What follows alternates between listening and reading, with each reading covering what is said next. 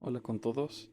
En este video voy a explicar el uso de lo que sería el predimensionador de hormigón armado. En este caso lo primero es ingresar a la página marcelocurses.com y luego nos vamos al apartado de aplicativos, donde hay algunos aplicativos que son gratuitos para vigas, fisuras, vigas simplemente apoyado con diferentes tipos de apoyo, muros, en el caso de ciclopio y los que sería con gaviones. Entramos al predimensionador, ¿sí? En este caso si nosotros queremos hacerlo de manera gratuita, lo podemos hacer una vez con nuestro correo electrónico, me envía un código de verificación, ingreso el código y puedo ingresar directamente al aplicativo. En mi caso, o en el caso de que ya se tenga una suscripción pagada, pues se le asigna una contraseña a lo que sería su correo electrónico.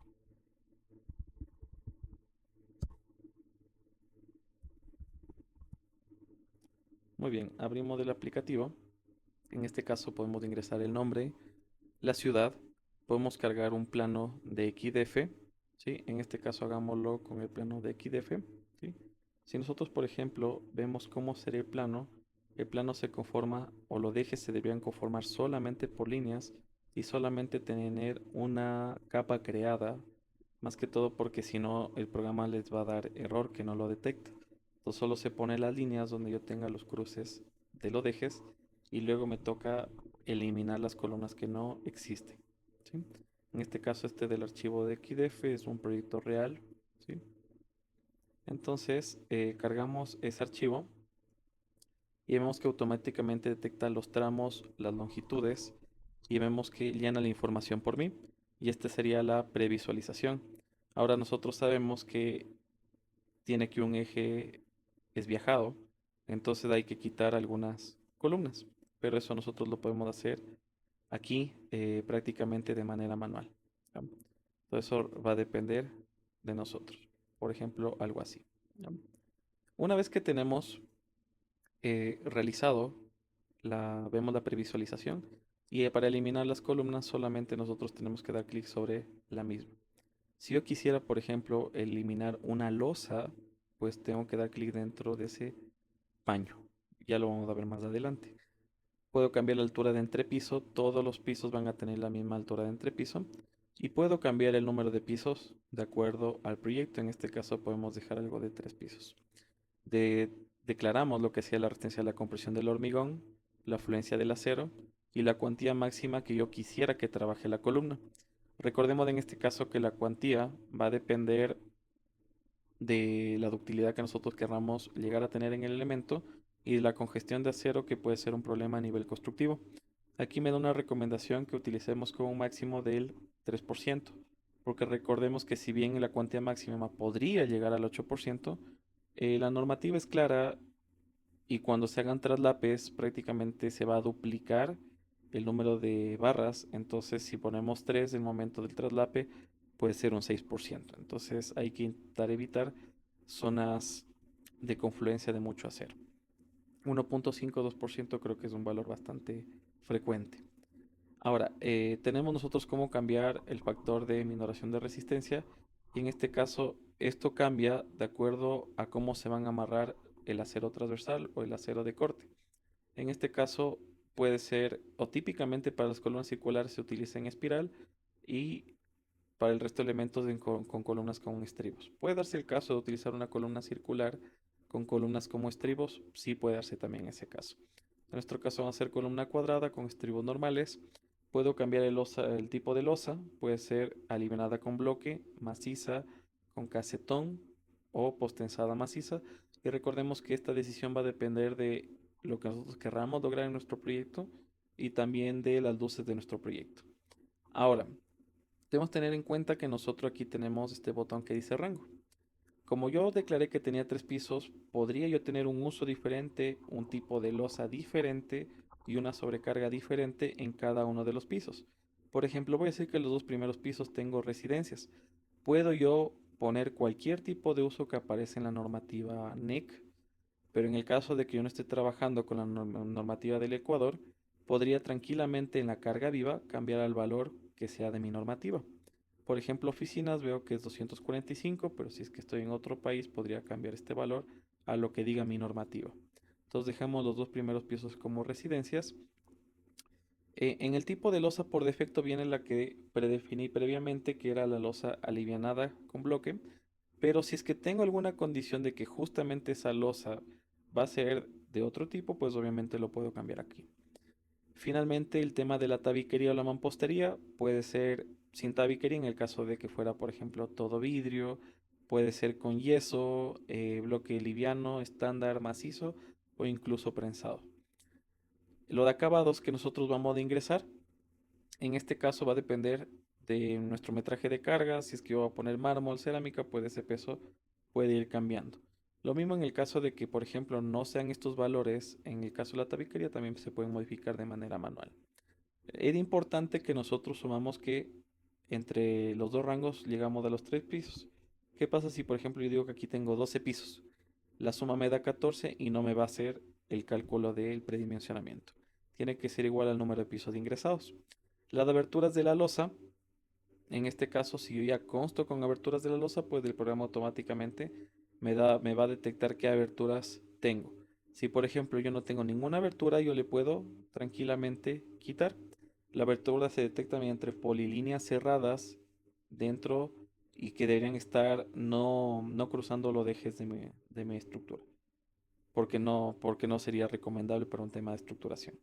Finalmente, la cimentación.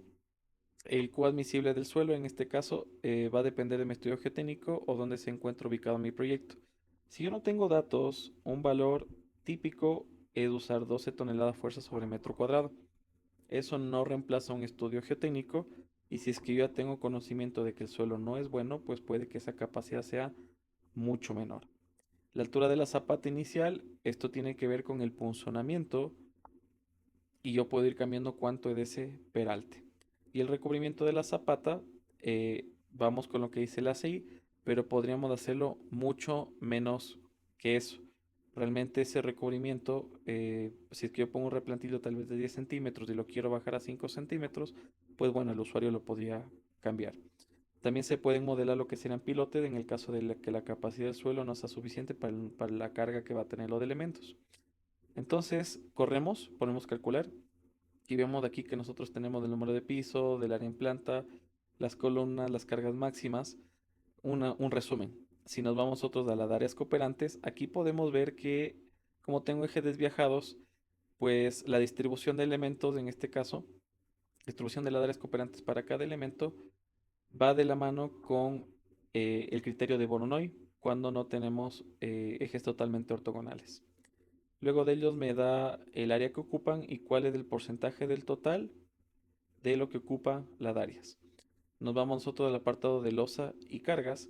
Y en este caso vemos que para las luces de mi proyecto, que realmente son bastante pequeñas, con una losa alivianada de 20 centímetros cumple tranquilamente el prediseño de la losa.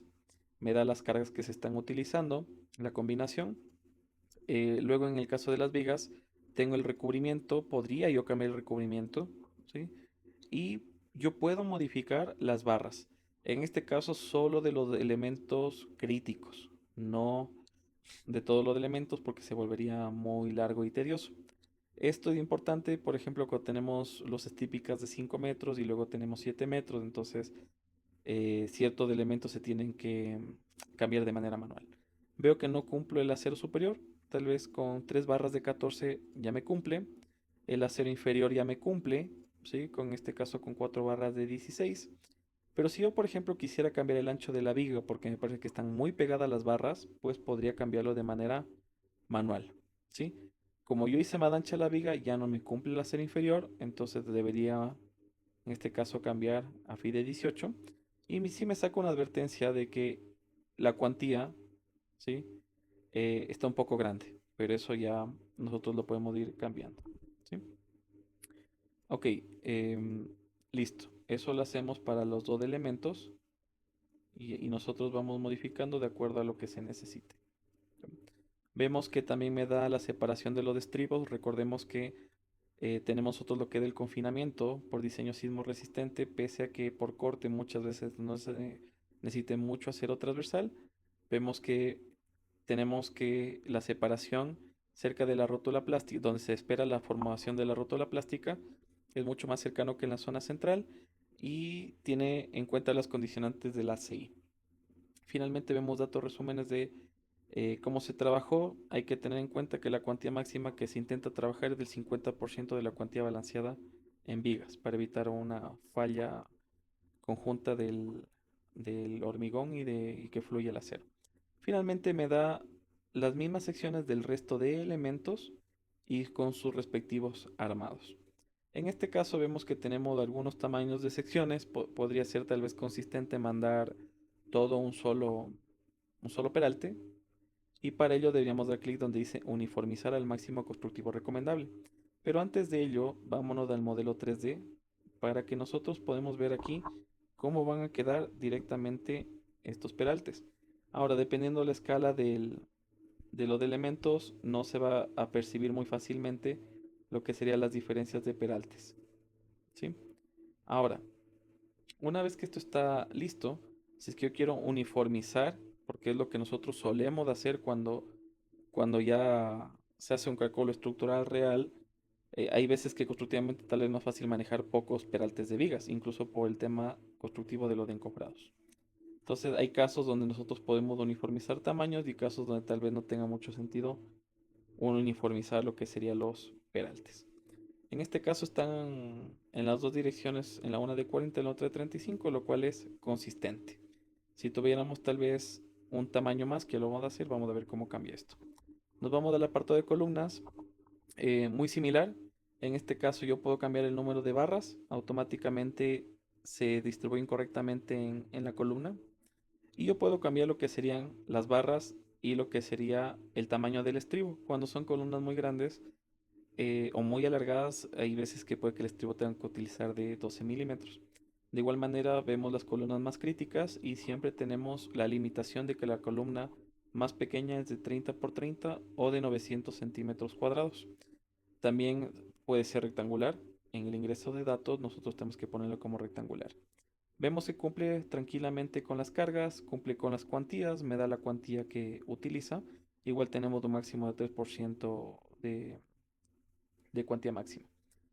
Finalmente, podemos ver que tenemos todas las secciones de todas las columnas. En este caso son luces muy pequeñas, son pisos, dos pisos.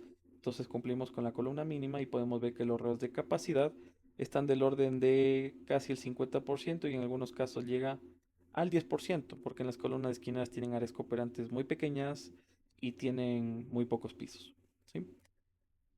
Finalmente nos vamos a la cimentación. En la cimentación nosotros podemos ver lo que sería la zapata.